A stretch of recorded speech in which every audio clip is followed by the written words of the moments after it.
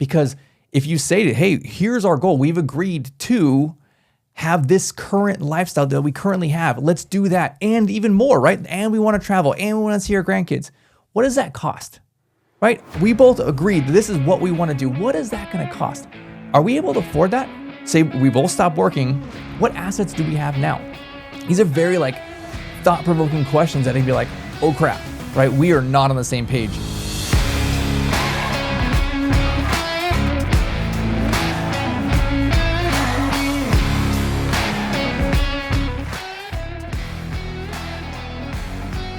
Welcome back to another episode of The Donkey and the Bee with your hosts, Brett and Laura Chotkevys, where we talk all things marriage, entrepreneurship, and finances. And we are coming at you today speaking about finances because it's something that we love to talk about, something that we know a lot of people don't like talking about, which is why we love talking about it. Well, we're talking about how to get rich today with your spouse. And so many couples that I know are just not on the same page with money. They have separate dreams and goals for the short term and the long term. And they're not on the same page with these things. So they're not able to get an actionable plan to get to early retirement, financial freedom, have the life that they want after their kids are out of the house because they're just back and forth spending, saving. I want to work. I don't want you to work. Spend more time with the kids. No, I need to be at work. All these kind of things. It's like, let's talk about how to get on the same page with your spouse so you can hit early retirement, hit the financial freedom goal. I think a lot of couples don't necessarily or haven't pushed past that uncomfortable point in their marriage about talking about finances. I think that there's an uncomfortableness. I think there's this weight. I think that's on a lot of people's shoulders. They want to talk about it, but they don't know how to talk about it, especially if you're the saver and your spouse is a spender. I think you're uncertain how to approach it. I mean, I'm a woman, and I feel like I hear a lot of other women talk about buying all this stuff and hiding stuff from their husband. There's a joke of the doormat saying hey, Amazon guy, deliver my package on the side of the house so my husband can see.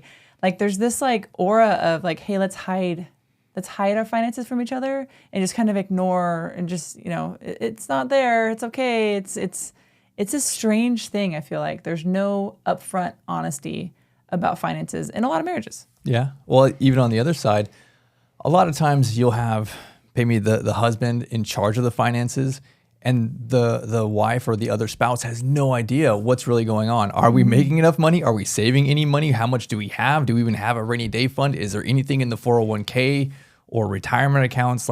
How are we going to get to a place at end of life to actually afford how to die? A lot of times there's just no communication on either side. We definitely have a different perspective on this topic, I think, because of the business that we're in. So we own and operate assisted livings, and I think that we see a lot of end of life. We see a lot of death, but we also see how expensive it is to get to that point. And so I think that's why we like talking about this, because we're very aware of how expensive it is to get old and how expensive it is to die. And that's another thing people don't like talking about is death. And that's inevitable. I'm going to PSA here.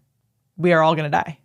So let's just get over that awkward hump, right? But I've seen it cost $1 million for people to die. Yes. I think people are unaware of that. And again, the life expectancy is pushing longer and longer and longer. By the time we get to that place, it's well over 100. By the time our kids get in there, I mean, they're talking about 120-year life cycles, pretty standard.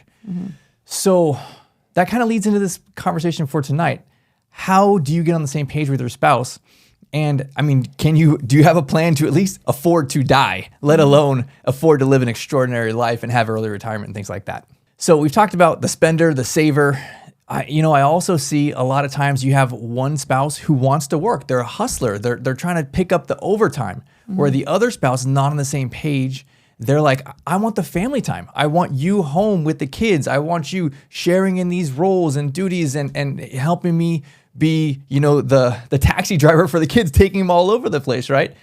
And granted, there's for sure family priority, right? That's super important. But I think the conversation for today is prioritizing and getting at least a conversation out to your spouse on, hey, you know what? We have multiple things that are priorities in our life, but how are we going to get to this place where we can financially afford the life that we've always wanted, right? Because our kids, they're going to be with us for a short amount of time, right? And there's some definite precious moments when they're young, and then they get to teenage years and it's a little bit different, and then they're out of the house and it's just us, right? It's just this relationship. Did we even get to this place, or did we blow it and get a divorce already because we never had these conversations about the money, about the time, about these priorities that we have? We are on the same page, Brett and I, because we've had multiple conversations about finances. And in the beginning, when we were young, we had the conversations and it was awkward and it was immature, I think, the way that we approached it, because we were like early 20s. We weren't really thinking of like our deathbed. That wasn't even in our sight. We were thinking of the now and the present. And so I think a lot of individuals think of what can make me happy now instead of what's going to make me happy or successful in the future. And so I think it's being future-minded. And we've talked about this before on this podcast, is choosing your hard, right? Are you going to choose your hard now while you're young and you have the energy? Or are you going to choose your hard later when you're older and maybe not have as much energy and drive? So we are choosing our hard now. And I think that's the best route to go, because you have your mind, you have your physical body, you have all these things still intact and still ready to roll. And it's easier to choose to do those hard things now than do them later when you're 70 or 80 years old. So whether you're the saver and your spouse is the spender, whether you are the family man and your spouse is the overtime person, or whether you're like, I'm just driven to make more income, right? Not necessarily save it, right? I'm high income, but not high profit, not high savings.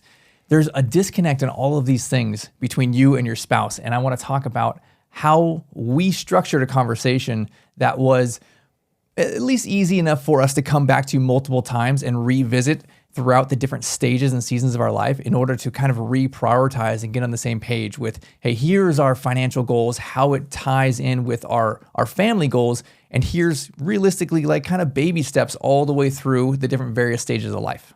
So here's a structure that I think is a very easy way to have this conversation and get on the same page with your spouse. If you have different now priorities, right? You're in this stage of life now where you both want different things, and you both really probably want the same things, right? You want income, you want a job that you love, you want to spend time with your kids, you want to save for retirement, right? You'll want all those things. But if it's like, hey, my number one priority is this, and your number one priority is totally something different, right? If it's hard work and saving versus, hey, family time, or maybe you just want to spend all the money, or you just want to sit around and really do nothing, right? We got to get on the same page. So this is how we did it, is we started talking about the end in mind. Like, let's start with the last stage of our life here, right? The deathbed. And really, because I want to get to a place where we both have the same goal.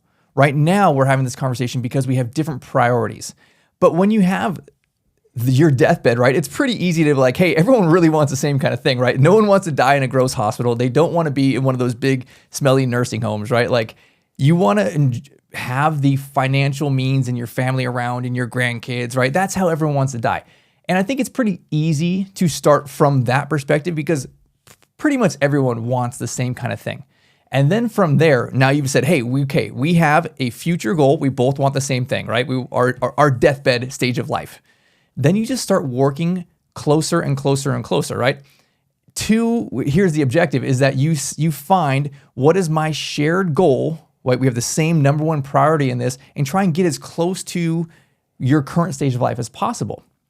And now you've identified your gap, right? It's between the stage I am now and, whether it's, whether I'm 40s or 50s or 60s, just hitting retirement or post-retirement, whatever it is. Now, how do we then identify and solve that problem? We have at least identified this gap. Here's our priority where we're at now in the stage of life. And up until this place, right, we both want the same thing over here, whether it's, we want to retire roughly around the same time. We want to travel. We want to spend time with our grandkids and things like that. We both have that same line in the sand. Now, how do we take some actionable items and maybe some sacrificing both sides to be able to get to that place? So you started the latest point in life with your deathbed. Let's push a little bit closer to where our current state of life is. And that would be probably retirement. I think when you ask people about retirement, they all kind of have the same answer. It's all, I'm not going to have a job. I'm going to maybe sell all my assets. A lot of people like to do that and then travel. Some people want to, accumulate their assets and travel and then spend time with their grandkids. But I think there's kind of a top 5 things that a lot of people like to do with retirement. So I think that's some common ground that people can find to start off how they're going to build their wealth as a couple. So like you said, with retirement, right? It's very easy to get on the same page. And you may say, okay, as a couple, we've decided to hit these kind of things, right? Here's our retirement goals. We want to spend time with our grandkids. We want to travel a certain amount of time per year. We want to have bigger trips, international trips. Maybe you don't. Maybe you want to just sell everything and buy an RV and travel and do that kind of thing. But every one of these things has a budget. So if you're expecting to live at your current lifestyle, like what are you spending now, right? Are you spending, 60 grand a year, 80 grand a year, 6 figures or more? Are you able to keep that going? If you have the spouse that is the spender and they just love spending money, it's their thing. They're going out, they're buying new stuff all the time and hitting all the fancy restaurants and things like that. Is their expectation that they are not going to cut their budget at the end of life in the retirement stage? Do they think that, hey, we're just going to keep spending like this? This is my lifestyle. Because if you say, hey, here's our goal, we've agreed to have this current lifestyle that we currently have. Let's do that and even more, right? And we want to travel and we want to see our grandkids. What does that cost, right? We both agreed that this is what we want to do. What is that going to cost? Are we able to afford that? Say we both stop working. What assets do we have now? These are very thought-provoking questions that can be like, oh crap, right? We are not on the same page. My spouse over here, the saver, has been bugging me for years to start saving more and investing, and I'm the spender. And if I, as the spender, want to hit this type of lifestyle at 65 to 75, well, you know what? I look at the trajectory we're at now. We save almost nothing, right? We invest almost nothing. Then it's a really provoking conversation that we can have here and be like, well, you know what? We've both agreed. Here's where we want to be. Now let's work backwards from there, right? If we're going to have this type of budget post-retirement, how much income do we need? How many assets do we need to provide? What's our cash flow look like, right? For us, we're in real estate. It's how many properties times a certain amount of cash flow do we need? How many doors times this? And we can replace our income. And it's kind of the same kind of thing. How do we get to that place where we can afford what we both agreed on? If we're living in a space now where we don't agree, I want to spend, you want to save.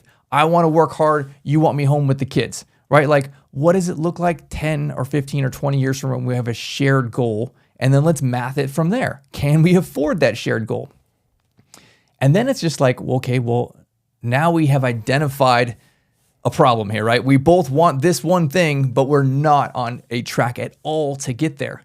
So let's come up with a plan, right? How do we get there? And I think it does require a lot of sacrifice from both sides, because it's not like we're going to drop everything and go towards this one financial goal. There's balance, right? We have to have the family things. We have to have days off. We have to have fun money, all these kind of things. But at least this gets you to a place with your spouse where you can have the conversation and have clarity of mind. You'd be like, well, you know what? Here's what we both agreed on. So now we need to work a plan to get there.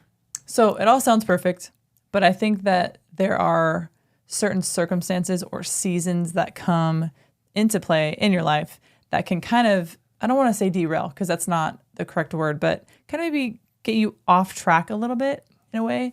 So for example, there could be seasons in your life when you have younger kids where you're really focusing on the family, you're focusing on spending time with your kids, maybe traveling a little bit. That may not, you may not be saving as much or purchasing assets or building that wealth to the trajectory to where you want. Or there could be maybe an illness in the family. Maybe your mom gets sick or your dad gets sick. Something happens that kind of, pivots your focus toward that certain thing. There are certain things and seasons and obstacles that you go through in your life that can kind of sidetrack you. But what's good about having this conversation beforehand is you both have that common goal and you both know that this certain season I'm going through in my life, yes, it may be distracting me from that goal, but I still have that goal. I know this is just a season that it's gonna be, bright and sunny. It's not always winter every time. So I think having that certain goal and knowing that you're still, walking toward that goal, even through that season, is very important. Yeah, you're talking about times when you are reprioritizing. And it's super common when you have young kids and babies and stuff, right? And the mom wants to stay home from when they're newborn to maybe when they're like in kindergarten or something, right? And there's a lot of sacrifice financially probably in those times. If you go from 2 incomes back to 1, but if you at least have that conversation, you say, hey, you know what? We've decided we're going to put our family first for this season of life, or maybe we're going to move closer to grandma or something like that. Or, you know what? You're going to stay home and be with the kids, but we've come to an agreement where you're going to try and get a side hustle, right? You're going to do something to bring in some extra income for the family. Or perhaps like use this season and be like, hey, we're kind of taking it chill. We're working with the family. We're spending time with the family a lot, but maybe we're investing in ourselves. This is where we start learning how to buy assets and learning a niche and those kind of things, so that when that season does change and transition, it's like, hey, okay, we've planned for this. We've budgeted for this. And now it's time to switch the priorities. Now we are going after our financial goals and we're aligned. But at least during these seasons of disagreement with potentially 1 or 2 spouses, you've at least had that conversation. Be like, all right, well, you know what? We both have these separate priorities and it's just for this amount of time. And then we're going to hit it again. So we don't get to that place where we're dying broke and, being in one of those gross, smelly facilities, right? Our goals are to travel and retire early and do all those kind of things. And, life is messy and it's not perfect. So when things are aligning, then man, you just agree and you just run after and you hit it as hard as you can. Well, thanks for joining us on another episode of The Donkey and the Bee. We hope that this hit home for you, that you got some gold nuggets here. And as you all know, we do not run any ads on the show. So the one thing that we ask for you is to share this. I know that there may be some people that they need to hear this. So please share the show and we will see you on the next one.